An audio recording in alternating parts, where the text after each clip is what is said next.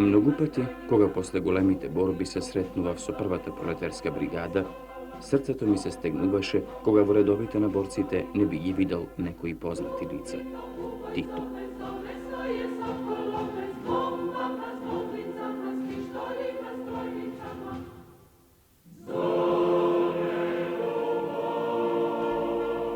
Исполнет со човечка љубов, чудесна внатрешна сила и непоколеблива вера во победата на работничката класа, на која и припаѓаше, и на својот народ, кој до болка го сакаше. Храбро се бори и согорува во огинот на револуцијата, испишувајќи го со сопствена крв братството и единството на народите и народностите на Југославија.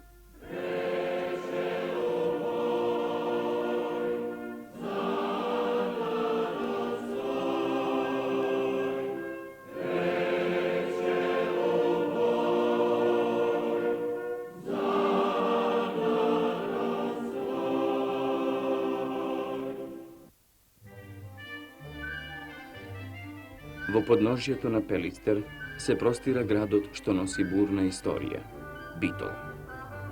Документите зборуваат дека овој град доживува силен подем за време на Самуиловото царство, првата држава на македонските Словени.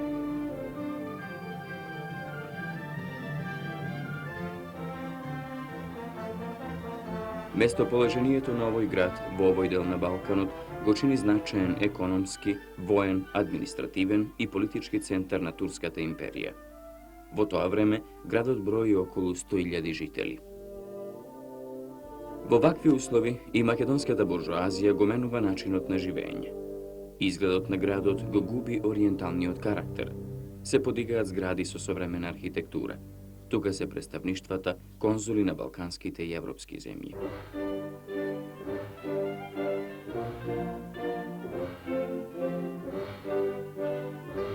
Кон крајот на 19. век, кога македонското национално ослободително движење мина во фаза на организирана борба со создавањето на внатрешна македонска револуционерна организација, Битола станува центар на движењето против турската тиранија на територијата западно од реката Вардар.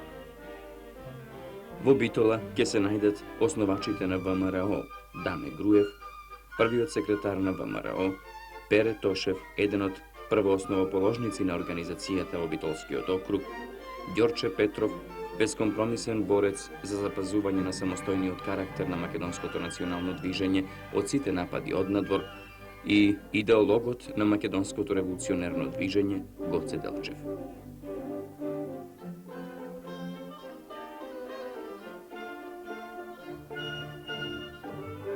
Во Битола, како развиен економски центар со работничка класа и напредна интелигенција, во 1893 година продираат социјалистичките идеи. Првиот пропагатор на социјалистичките идеи и организатор на првите социјалистички кружоци е Никола Русински, еден од создателите на првата македонска социјалистичка група, што подоцна ќе стане јадро на идната македонска социјалистичка организација. Воведувањето на конституциониот режим по младотурската револуција создаде елементарни услови за легално дејствување на разни национално-политички, работнички и други организации. Во Битола во 1908 година се основа работничко друштво Класно сознание, кое развива засилена дејност. На 12. мај 1912 година ќе се роди Киро Димитровски, како шесто дете на сиромашко рибарско семејство, и сиот живот ќе мечтае и ќе се бори за свет на правда и слобода. За детството на Киро ни раскажува сестрата Лена. Ова фотографија ни е фамилиарна. Татко, мајка, тука имам 4 сестри, едната сестра не е умрена, 5 бевме сестри. Тука е Киро, тука е помалиот брат Борис. Татко ми беше занајчија рибар од Охрид, ама тука имаше дуќан, му иде риби од Охрид. Со 10 прсти негови издржуваше 7 деца. 7 деца. Многу тешко живеевме, многу... Мајка ми се занимаваше само со децата и со куќата, не работеше. И плетеше, ни шијаше. Од големата на помалата, од помалата на поголемата, така не врткаја сите.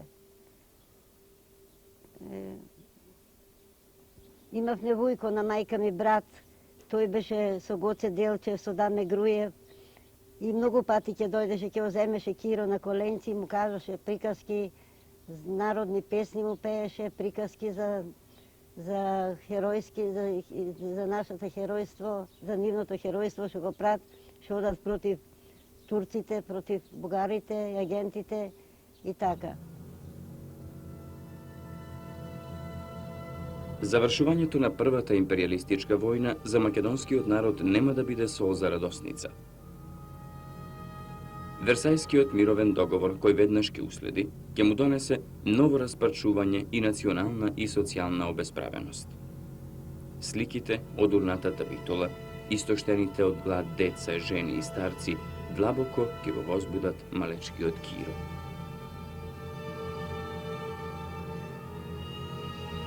Во вечерните часови на 2 декември 1919 година, цела Битола е вознемирена. И фамилијата на Кире е во исчекување. Социјалистичката работничка партија Комунисти на Битола го повикува населението да излезе на улица на 3 декември и да демонстрира против одлуката на воената команда, со која се повикуваат регрути и лица кои токушто се беа вратиле од боиштата на империалистичката војна. Во утринските часови на 3 декември улиците се полни со народ. Огромната маса се упатува кон воениот округ. По патот одекнуваат пароли: не одиме во војска, долу кралот и лихварите, да живеат работниците и селаните. Се слушаат и револуционерни песни. Над главите се вее црвено знаме. На 15 април на полноќ 1920 година, на генералниот штрајк на железничарите од цела Југославија им се придружуваат и битолските железничари. Се онеспособуваат локомотивите што се затекоа на железничката станица. Изутрина градот е препон со војска и полиција. Се излегува на улица со знамења и транспаренти: да живее генералниот штрајк, да живее комунизмот, да живее советската револуција. На 30 април железничарите триумфално минуваат низ улиците на градот. Штрајкот заврши со победа. На 1 мај 7-годишниот Киро ќе доживее ретко возбудување. Низ градот ќе потече како река поворка од луѓе со црвени знамиња и транспаренти. Се изфрлуваат револуционерни пароли и се пеат песни. Работничката класа на Битола го слави празникот на трудот. Во 1920 година ќе се оствари желбата на Киро и неговите родители. Се запишува во основно училиште, во она исто училиште во кое неколку децении пред него се школувал и Никола Карев.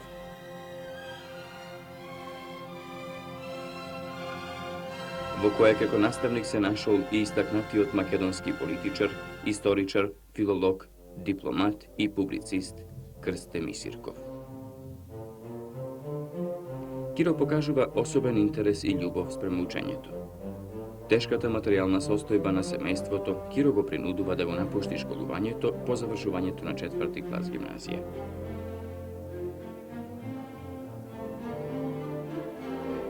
Се одвојува од училиштето за да го продолжи своето дружење со книгата како графички работник и дома под светлоста на свеќа или газиена лампа. Киро набрзо го совладува графичкиот занает. Се здобива со симпатија меѓу работниците, го чувствува насилството и експлоатацијата и теророт.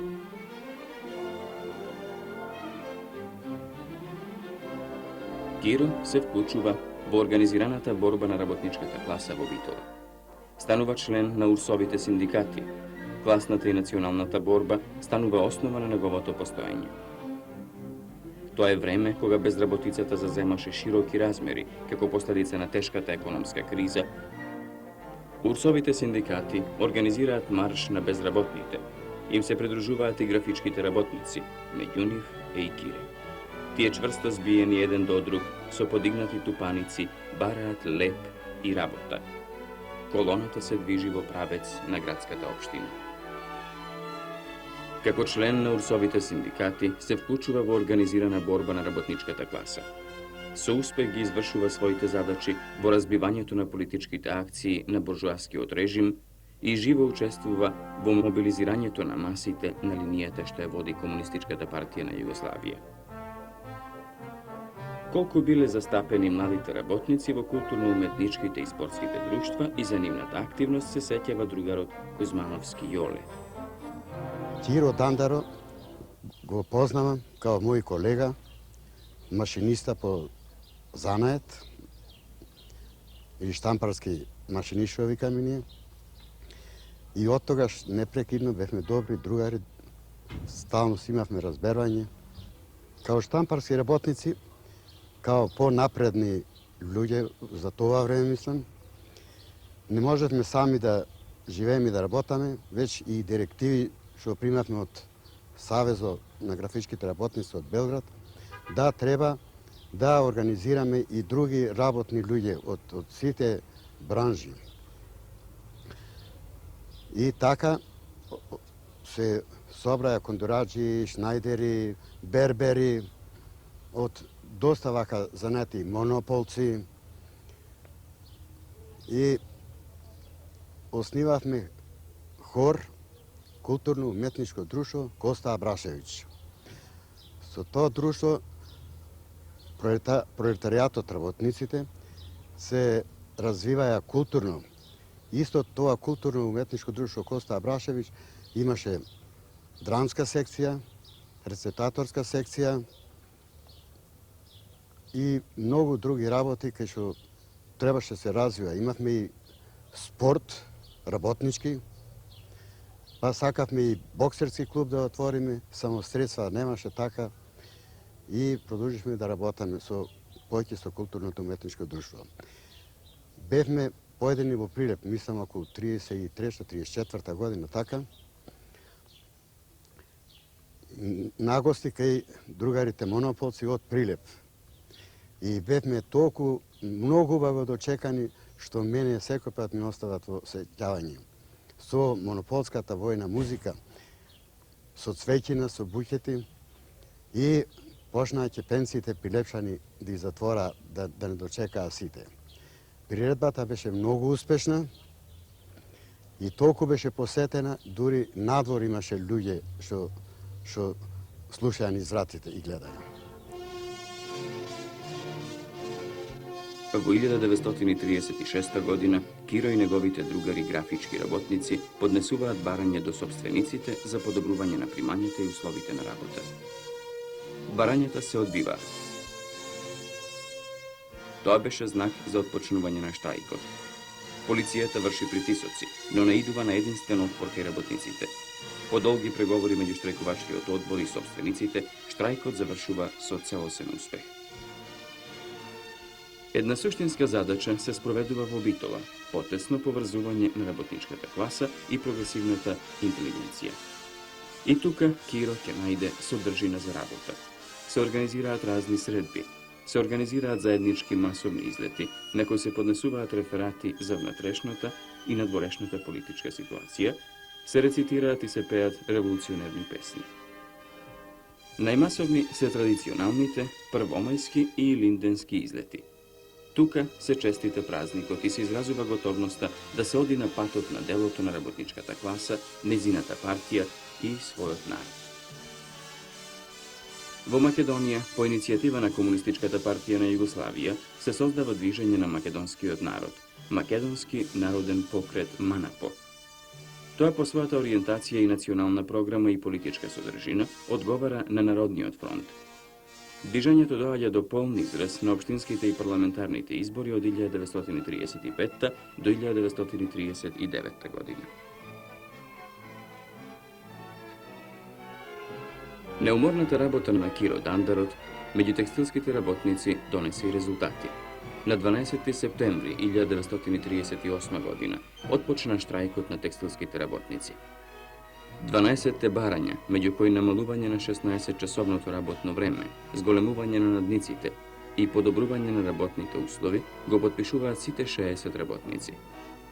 Покрај сите притисоци од полициските власти, штрајкот трае повеќе од месец дена, се додека не беа задоволени дел од барањата на штрајкувачите. Тоа беше силен поттик на работниците за нивна организирана борба за своите права. Во автоматската мелница Драгор, по извршената пропаганда од страна на синдикатот, се објавува штрајк. Штрајкот се совпаѓа со моментот кога мелницата работи за потребата на војската. Полицијата и војската ги заплашува штрајкувачите дека штрајкот е акт на саботажа и дека ќе одговараат пред воениот суд. Работниците не се плашат и го продолжуваат штрајкот. Комунистите и граѓаните ги храбрат да истрајат во борбата. Се прифаќа 8-часовно работно време и зголемување на заработувачката. Со тоа се прекинува 7-дневниот штрајк со полн успех. За апсењето на Киро и неговото префрлување од Битола во Главњача во Белград, а оттаму во Ада Циганлија, и за неговото држање пред полицијата се сеќаваат учесниците на тие бурни настани, другарите Богоја Фотев и Пере Рупе. По одлука на Покрајски комитет треба да формираме нов месен комитет за градот Битола. И формирам беше тој нов месен комитет, во кој влева Киро, како секретар тогај, Јосиф Христовски, Цане Светија и Пецо Филиповски, и јас, разбира се. Месниот комитет некако почеток беше, во почетокот секогаш се прават грешки, свикан беше погрешно во куќа компрометирана на Јосиф Христовски, а Јосиф Христовски скоро беше врнат од Билече, кај што беше конфиниран и со други комунисти. Ние го држиме состанок кај Јосиф Христовски, куќата полна со материјал, партиски материјал. Состанокот се продолжи прилично долго, дури пред зора го напуштиме состанокот. А таа вечер во градот беше заказана рација. Можеби полицијата имаше наслутено да веќе постои партиска организација во градот. Зашто појавени беа леци во касарната, имаше другари, например, и од Битола, и од селата, свикани на вежба. И преку тие другари расстреljeni беа леци и во касарната. А некое време, во август, написани беа пароли и по улиците. Разни пароли по улиците беа написани. Значи, полицијата беше известена, оти во градот постои партиска организација. И можеби рацијата да беше и за тоа образувана. По напуштањето на состанокот, Киро, Пецо Филиповски и јас се сретнавме со полицијата. Една наша несмотреност при излегувањето од куќата, кај што во време состанокот понесовме со нас прилично голем број летоци, разен материјал.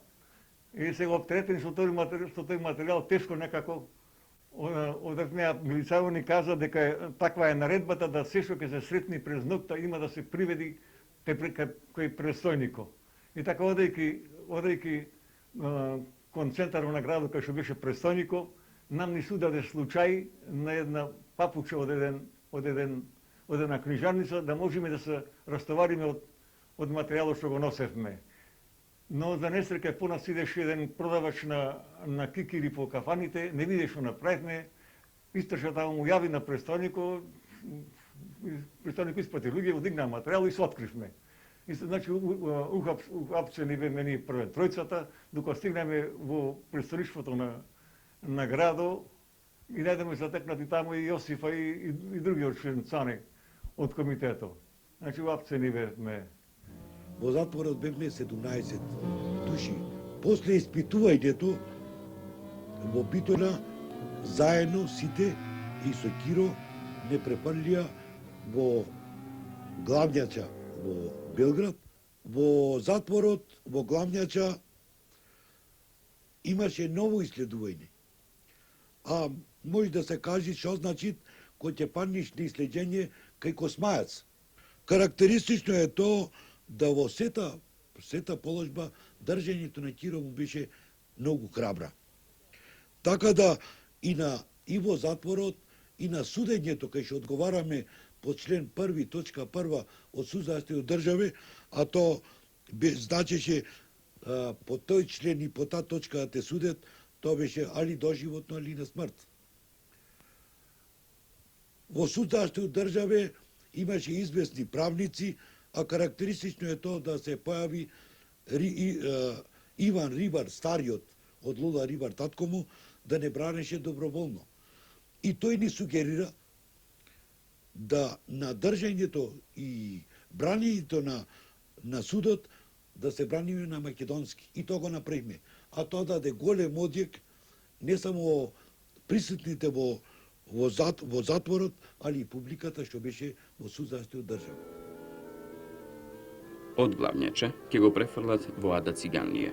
Тука се сретнува со другари комунисти од Македонија со кои соработувал. Потоа ги пренесуваат во казнениот завод во Сремска Митровица. Ги дочекуваат големи ѕидови со решетки, бодликави жици и лелеци, робијашки алишта и број. Тука се и другарите кои со децении живеат во оваа робијашница. Грижата и односот на другарите, како и интензивната теоретска идеолошка работа во вистинскиот револуционерен универзитет, уште повеќе ќе го зацврсти неговиот револуционерен дух и верата во победата на идеалите на комунистичката партија. Со фашистичката окупација на земјата, нивните животи се во опасност. Забрзаните подготовки за бегство се неизбежни.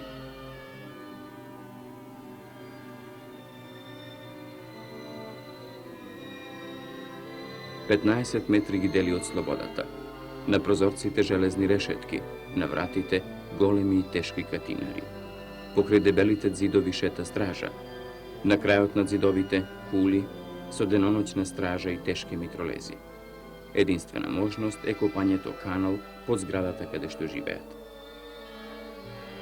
За тешките и судбоносни часови, за подвигот и бегството на 32 комунисти, политички затвореници, ќе ни опише еден од учесниците во акцијата за бегството, другарот Пашко Ромац. Јас сам друга Киру, како се звали Дандару. Другарот Киро, како што го викаа Дандаро, јас го запознав во затворот во Сремска Митровица, кога дојде со една група другари осудени. Беа 5-6 мина заедно. Тој, например, беше мощно упатен во нашите подготовки за бегство од затворот. Морам да ви кажам дека сите другари не беа упатени, зашто имаше другари на кои не можеше да им довериш се што се случува. Меѓутоа Орце и тој беа упатени. Орце посебно, тој беше член на комитетот. Но на Киро можеше секогаш да се смета во тие ситуации. А тоа се гледа и потоа. Ние, например, кога веќе бегството го бевме подготвиле, кога го чекавме доаѓањето на нашата група, што требаше да не одведе на Фрушка гора, не е случајно што е одреден токму тој и Иван Мачек. Мачек и сега е жив во Словенија, а Мачек беше член исто на комитетот.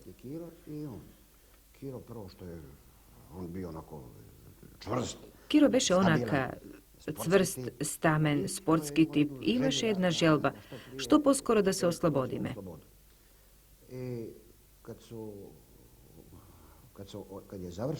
И кога беше завршено копањето, всушност, кога добивме знак преку ѕидот, тогаш беше даден знак да одат да копаат Мачеко и Киро. Тие мошне бргу и совесно и спретно тоа го свршија и скопаа. Штом тоа беше готово, сите срекни, тие двајцата тргнаа први, Мачек и Киро. Сите срекни тогаш тргнавме кон целта.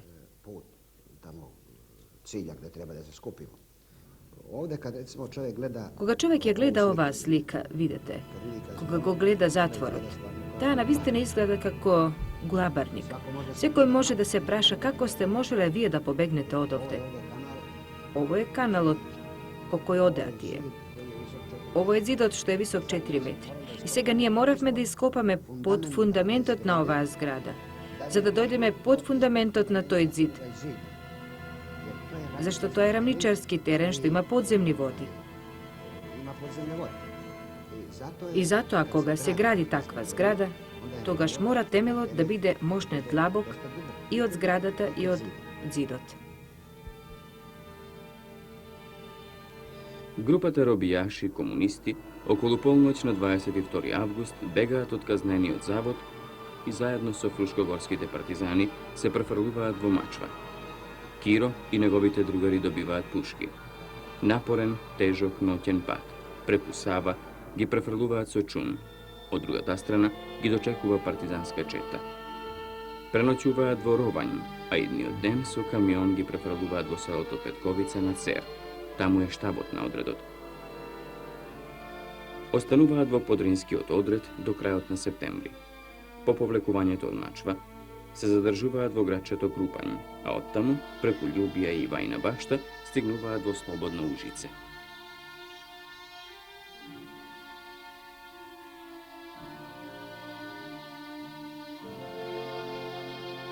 По тешките и крвави борби во мрачната хитлеровска тврдина се создава оаза на слободата, Слободна Ужичка република.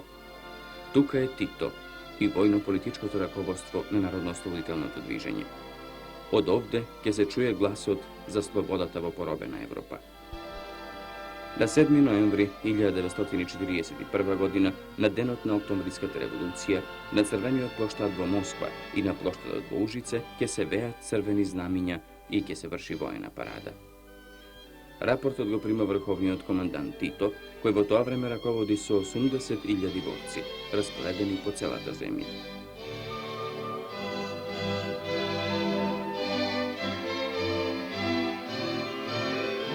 Забранетата борба од јануари 1929 година, органот на Комунистичката партија на Југославија на 19. октомври се печати во Слободна Ужице. Тука, во печатницата, покрај машините, деноноќно работи Киро Димитриевски Дандарот. Од тука се шири вистината за народно-ослободителната борба. Се печати омладинска борба, брошури, летоци и други материјали. Во редакцијата на весникот Борба е и професорот Душан Неделјковиќ.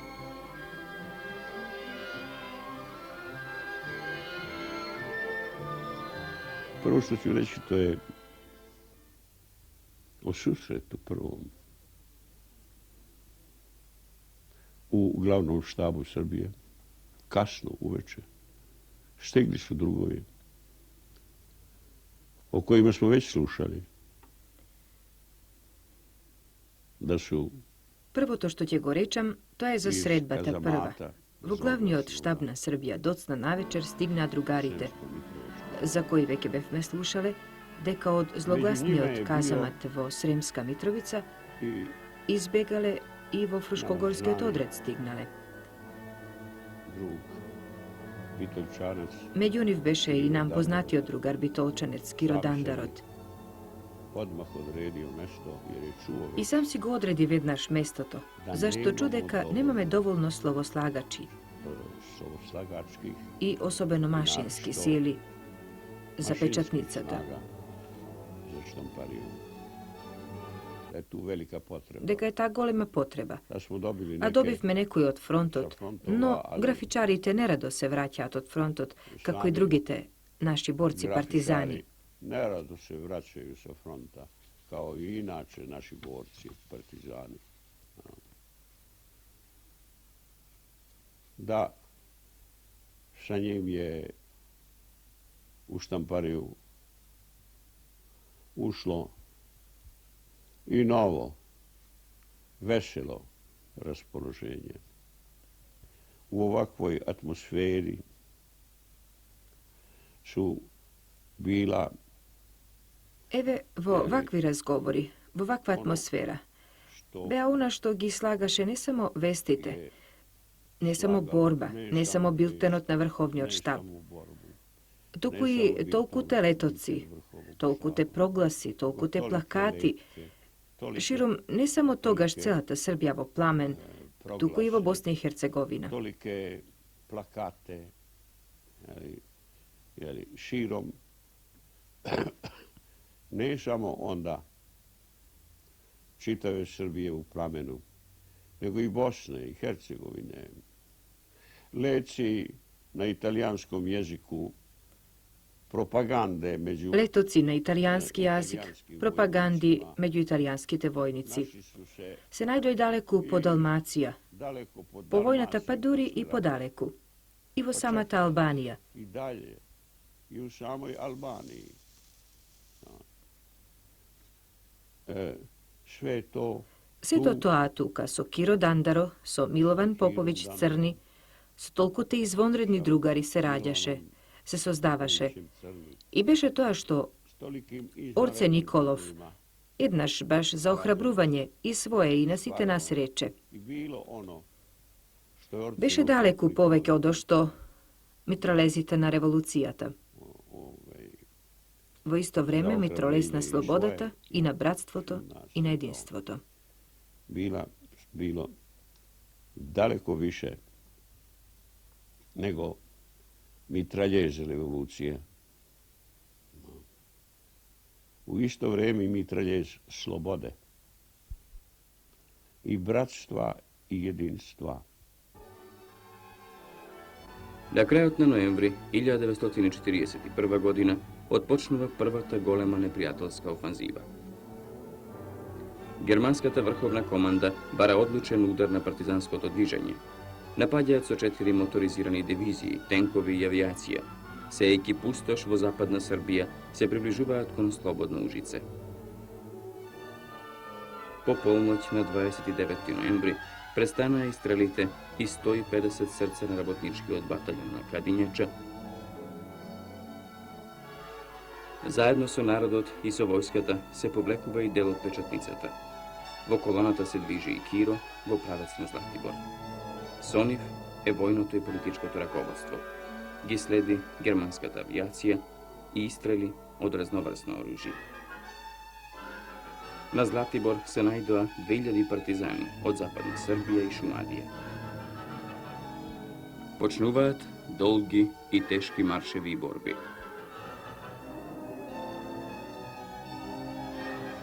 Патот на првата пролетарска бригада истовремено е и пат на Киро. Како борец, организатор на разни приредби, политички собири и курсеви, зборува неговиот соборец Олга Поединовиќ. Na dan formiranja prve proletarske brigade u Rudo... На денот на формирањето на првата пролетерска бригада во Рудо бев во третата ужичка чета на 5-тиот шумадиски батаљон. Малку подоцна, кога тргнавме кон Романија, по патот по формирањето, мојата чета го придружуваше врховниот штаб. Često sam susretala Често сретнував и гледав еден млад човек, кој беше мошне весел, жив, така што и се истакнуваше во колоната, со другарите што беа во врховниот штаб. Подоцна, кога беше ослободена Фоча, дури тогаш сите ние од 5-тиот батаљон и другите другари во врховниот штаб и во другите приштабски единици, дознавме дека тоа момче, весело и живо, се вика Киро Димитровски и дека е од Битола. Тој толку се одделуваше од сите со својата живост, со својата непосредност, со веселата смеја, со шегите, што секој мораше да го забележи.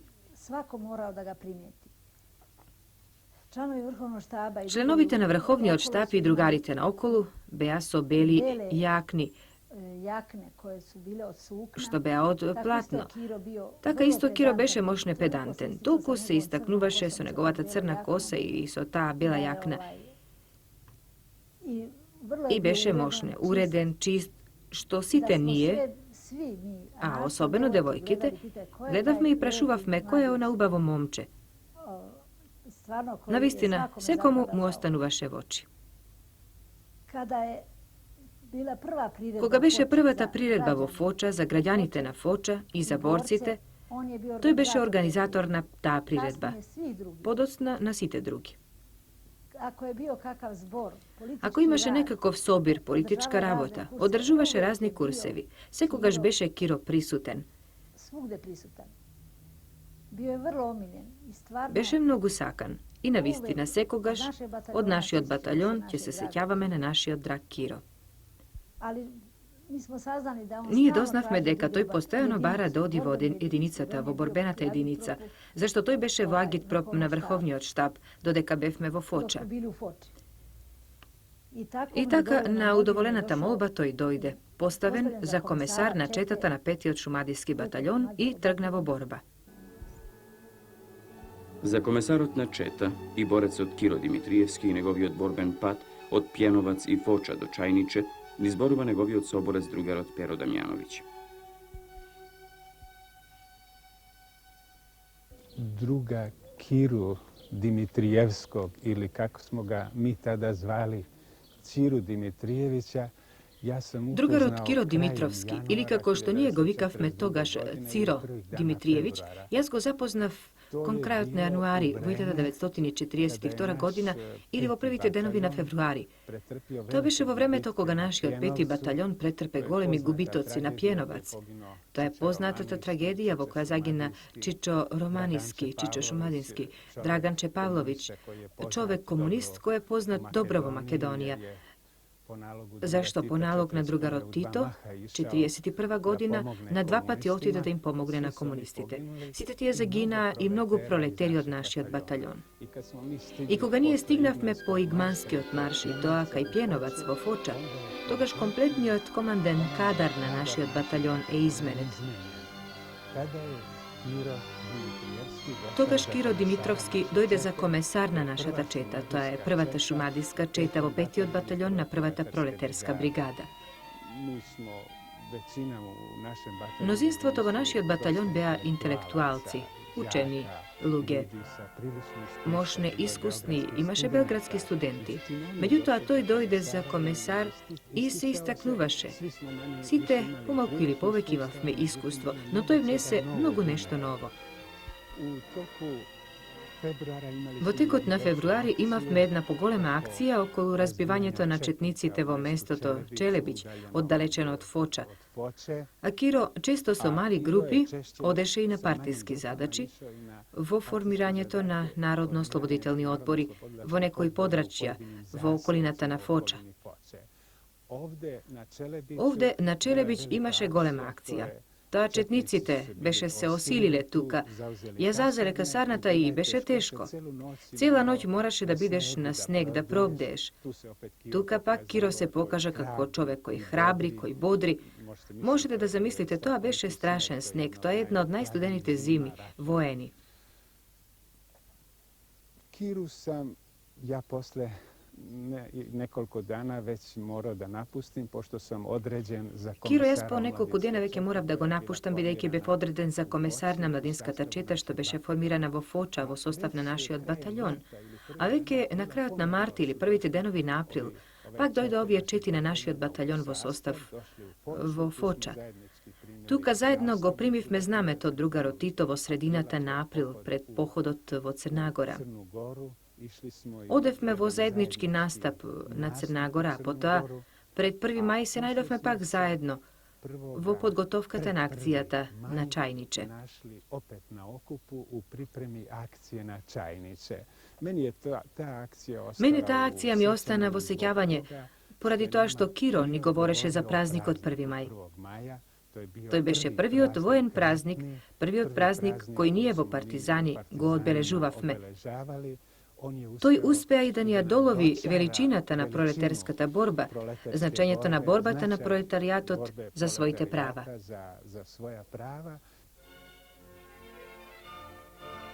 Најубаво е да се загине на 1 мај, им викнал на борците Киро пред борбите за Чајниче.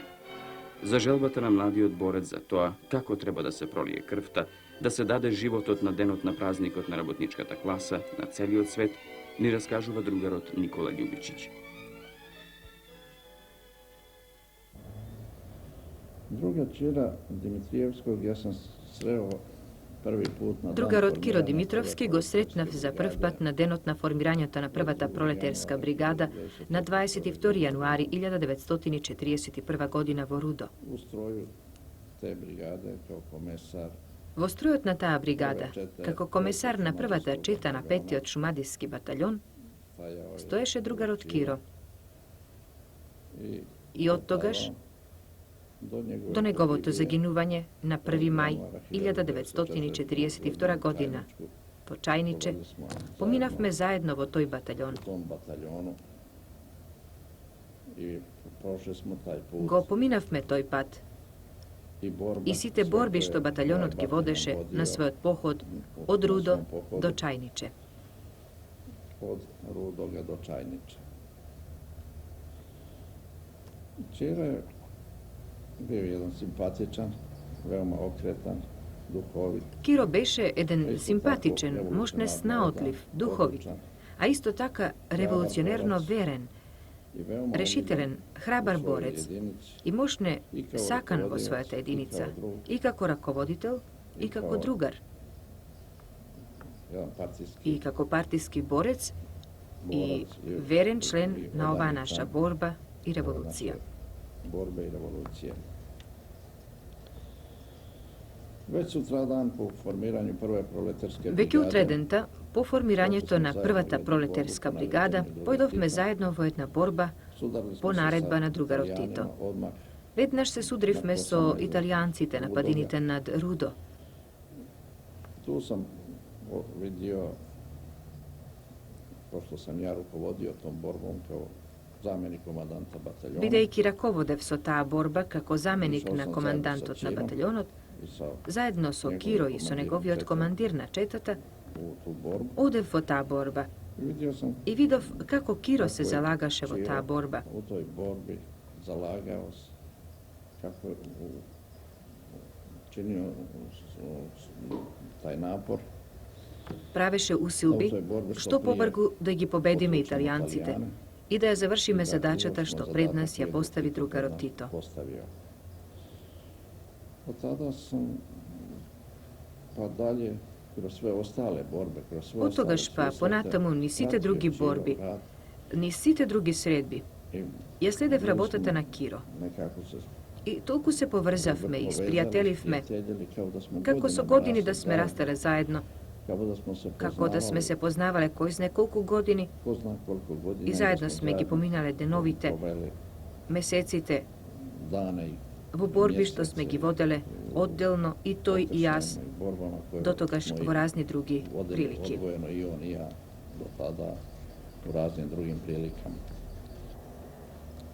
Испоче смо по задатку, наш батаљон е кренуо ка Чајничу. Tu smo se naš nekoliko dana... Од Фуча, нашиот батаљон по задача се упати кон Чајниче. Тука се најдовме неколку дена пред 1. мај. Италијанците се движеа од правец на Плевља кон слободната територија која беше во долината на Дрина со својните градови Фоча, Горажде и Чајниче и со значителен дел на херцеговачката и црногорската територија за да ја заземат таа територија.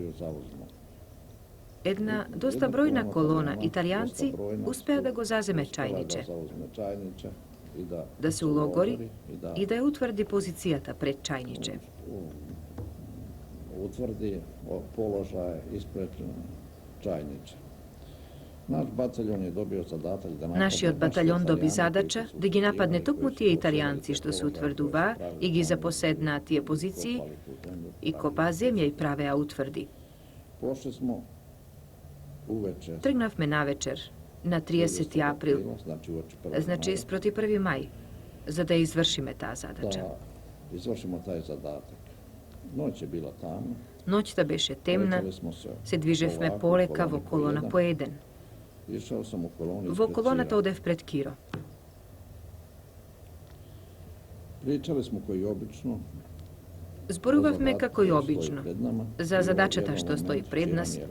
И во еден момент тој ми рече, знаеш што? Вели, мислам дека би било убаво да се загине на 1. мај, на денот на работничката класа, кога се бориме за победа на работничката класа. Затоа на денот на трудот, на денот на работничката класа, да се даде својот живот. Никогаш не зборувавме за смртта, макар што постојано се среќававме со неа. Војната е таква. Таа носи со себе смрт. Носи разделби со најдобрите другари. Но ете во тој миг, во таа ноќ, Полека, движејќи се низ една шума, ме зачуди резонирањето на Киро. Му реков, знаеш, Киро, не треба да зборуваме за смртта. Дај да зборуваме за тоа, дека одиме да се бориме. Има уште многу до победата. Треба да истраеме во таа борба, а не да размислуваме за тоа толку рано да ги дадеме своите животи. Tako rano damo svoje živote. Разговорот течеше во еден весел тон. Ниту јас можев да претпоставам дека е тоа нашиот последен разговор, а веројатно ни тој не можеше нешто во себе да насети. Nešto u sebi naslutiti i tako dalje, ali eto... Но ете, по она што се случи, овој разговор е симптоматичен. Nismo jasno... Се разбира, ние малку задоцнивме бидејќи ноќта беше темна, теренот непознат. И нападнавме изутрината на 1. мај. Уште не беше сосема разденето. Negde 1. maja, nije bilo sasvim svanulo i krenuli smo И тргнавме на јуриш. Во тие движења, штом направивме неколку чекори, почувствував дека сум ранет. И во тој миг некој од другарите ми кажа, Киро загина.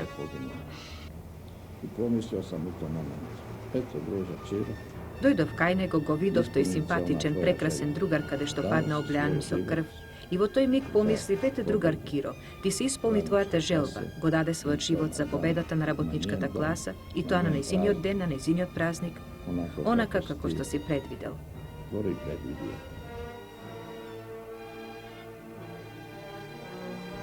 Само на неколку дена пред 30-тата, во најубавиот ден на пролетта, во денот над деновите, во денот на аргатите, непријателскиот куршум го пронижа младиот борец Киро Димитриевски.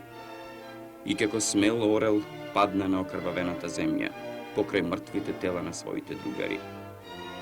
Падна со светлост во очите, барајќи го сонцето во зората на правдата и слободата.